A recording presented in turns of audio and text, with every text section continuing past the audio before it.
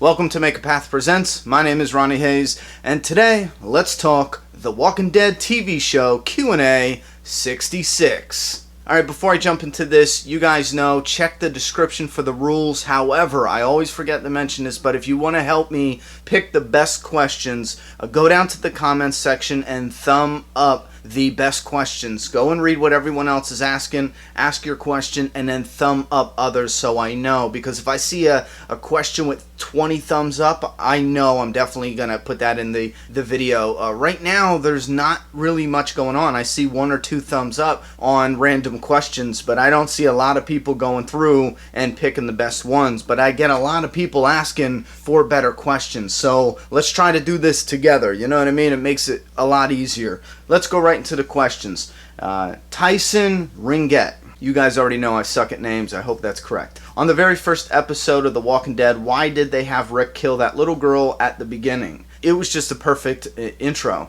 It introduced this world to us, you know, in such an amazing way. The teddy bear walker girl became an iconic walker in this TV show, in this series, and she's only on screen for mere seconds. But not only that, it sets up the whole atmosphere of this show in a few seconds. You know, a cop in a fallen world, and it's a very cold and cruel world, because what do we see? He has to gun down a child within the first, minute and a half into the show.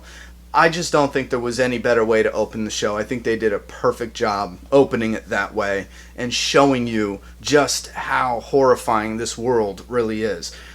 This new world that we're taking a look at. Next up, Gaming Christian 2. Do you think this is the most popular The Walking Dead is gonna be? That is insanely difficult. I'm just gonna have to say no. You guys know that I think Walking Dead is the zombie version of Star Wars as far as the popularity of the franchise. The Walking Dead and Star Wars is, fan-wise, very identical. They have loyal fans, foaming at the mouth, crazy, they want more, they love it. Same thing with Star Wars fans. And if you would have went back and said, in the trilogy, is that the most popular this is ever going to be? People probably would have said yes. I would have said no, because I was hoping one day they would have made, another Star Wars. Now look at today. Star Wars 7 shattered records. The Walking Dead might die off and come back to shatter records yet again. So it's hard to say. I'm going to vote no. Especially with Negan and more storyline coming together that's going to be very, very dramatic and really suck you in with the world building. No, I'm going to say no. It's going to get more popular. It might not be with this TV show. It might even need to die off and come back. But trust me, one day it will be more popular than it is today, believe it or not. Bruce Jackson. Do you think Glenn was more fleshed out on the show than he was in the comics? Yes, I do. Jarrell Elliott. Since Dwight took Daryl's crossbow, do you think he'll come back and kill Abraham with it later, or whoever they give Abraham Comics' death to?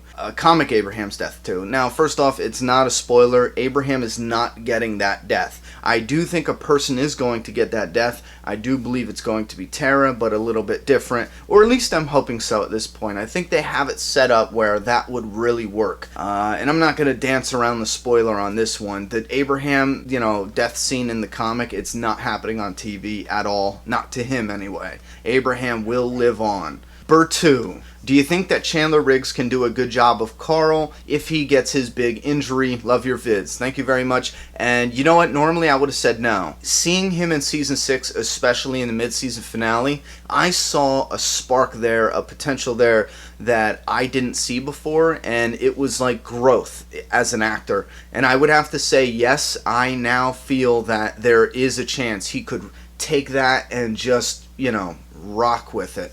Really make it something amazing. So yeah, right now I'm saying yeah. J-Dubs, do you think Daryl's character development is done? No, I don't think anyone's character development is done. It matters on if the writers give up on it or not. Sometimes a character becomes so popular, it actually self-destroys itself, And what I mean by that is Daryl's character might become so popular to where AMC might be like, listen, we need to keep this, ride it out, don't make any tweaks or changes, they might pass it on to the writers and let them know that's the way they want the story to go. The writers unwillingly might have to stick it like that. That'll interfere with the creativity. There's no growth. It stunts it. The writing gets frustrated, and that will bleed through to the writing, and then the character on screen, since it's not growing, will become stale and dull and boring, and fans will start to drop, kind of like flies, So I do believe that there is room to grow with the character if the writers and AMC take the risk and say, you know what, we're going to do this authentic for the character, and we're not going to try to milk what they have developed already with, the character and its fan base. Wilfman Films. Do you think the show has gotten better or worse over the seasons, and why? You think it has gotten better, but a lot of people say it's gotten worse. I think it's gotten better. Honestly, I'll tell you this right now. I'm going to go back and do like a revisiting of the entire series coming up soon, somewhere around season 7, and it's a big in-depth video. So I'm working on it piece by piece now, but this is a very big video, and I need better equipment to do some of the stuff I want to do right. I need more software. You'll see. It's like a mini documentary. Anyway, it's a really big video. I love the idea. I think you guys will absolutely love it. However, it's going to take me some time, to get the funds, get the new equipment, get things moved around. But I'm telling you now, I think there was something magical as shit with season 1 and season 2, even though it was on the farm. A lot of people complain about it. When I rewatched season 2, I think the back and forth with the characters and the dialogue, it's so natural, it's so dynamic. I love it still to this day. And when we hit season 3, something happens with the dialogue of the characters. The acting is still top-notch with most of the cast. There's some weak moments. However, it feels like there's some kind of dynamic there that we lose in the dialogue. Within season 4 and 5, we start to see a new style come out of this, and I love that new style that's coming out of it. And there's pros and cons, but if I had to say, is it getting better or worse, I would have to say that in the beginning, season 1 and 2, there's some very, very, very iconic and strong moments. Around season 3, and I know I'm going to get crucified, it started getting weak for me, and then into seasons 4, it started picking back up, 5 and 6 even more. I do feel like they're holding back, pulling some punches, so I do have some complaints we're going to address then. But yeah, I would have to say it's an up and down, but for the most part, it's getting better in my eyes. Better from the way it started going down a little in season 3. Alright, it's King Tigger. Do you think if Rick and them get this killing thing into Morgan's head so hard, do you think he would go over the top and start killing as much, bringing out the old Morgan? I think there's a typo in there, but anyway, no, I do not believe we're going to backtrack and bring out an old Morgan. I do believe that once it soaks into Morgan's head, if they're going this direction, they could bring in a Morgan that's ready to kill without diluting the Morgan they've been building up. But no, I do not think it's going to make him relapse into Crazy Town. Dylan Voorhee. Do you think Glenn has the potential to lead the Hilltop? Also, my book is coming out next year. Would you mind reviewing it? Well, that all depends on what it is, how big it is, if I have the free time. Best of luck on that book. Just keep me in a loop on that. As far as Glenn having the potential to lead the Hilltop, shortly put, yes. Do I think he's going to get there? Not sure at this point. The King. When will they leave the Alexandria Safe Zone, get destroyed, and they will have to move on, or do you think they'll stay there in the safe zone? As far as the TV show, they're going to be there for a while. Yeah, they're going to be there. The Alexandria Safe Zone is here to stay for good. They're not going to leave. It's Ascending. Whose storyline is better, Michonne's or Morgan's? I might get a lot of hate for this, but Morgan's. I love Michonne's character herself, but in the comic book, she just kind of, hey, look, I'm here. It kind of felt like, I want to bring in new people, something flashy. I got this idea for a character, and I need to just put the character in there. So, boom, look, she was just wandering around. It was as if, like a character who had no story wandered on, and now she has story because she's with our survivors. In the show, they tried to correct that, mistakenly, in my opinion, putting her together with Andrea. It made for a good cliffhanger. Essentially, I didn't like where it leaded overall, but it still kind of felt like Michonne's story wasn't as in-depth. Like with Morgan, we got a little bit in season 1. We got a sneak peek in season 3 when he lost his shit.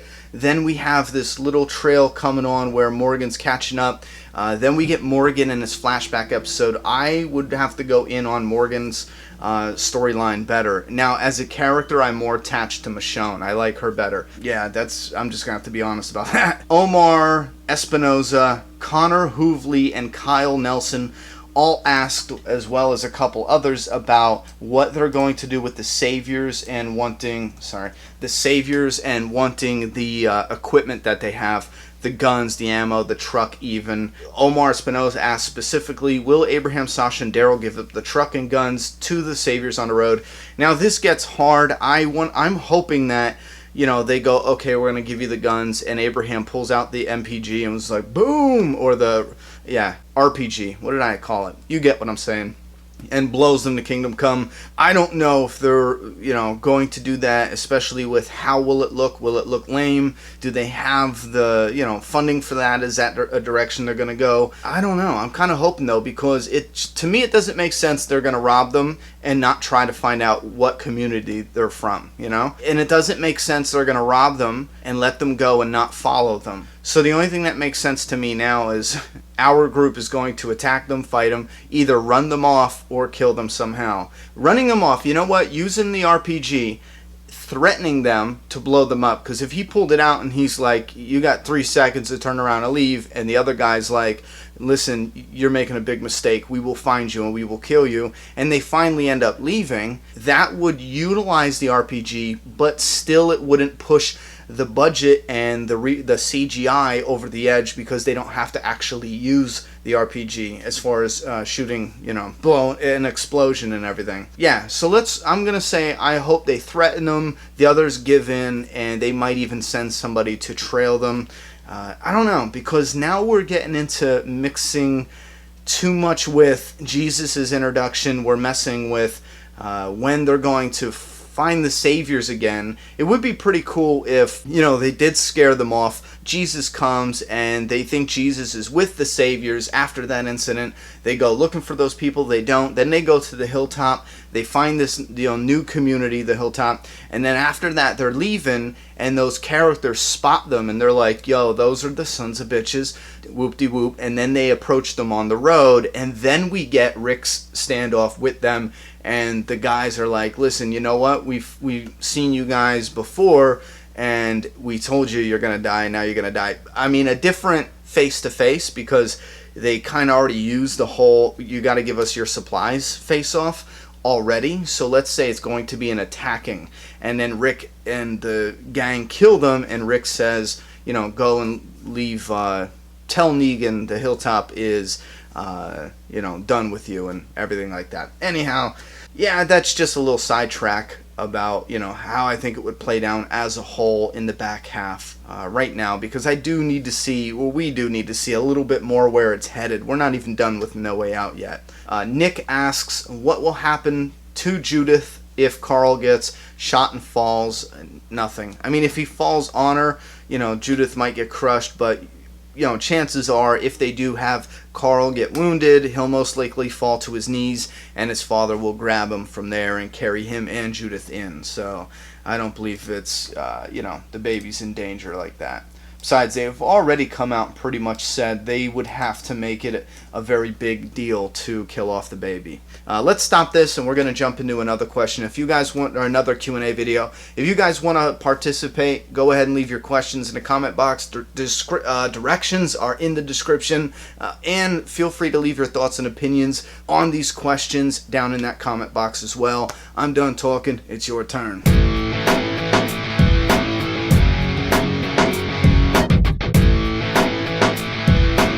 Subscribe.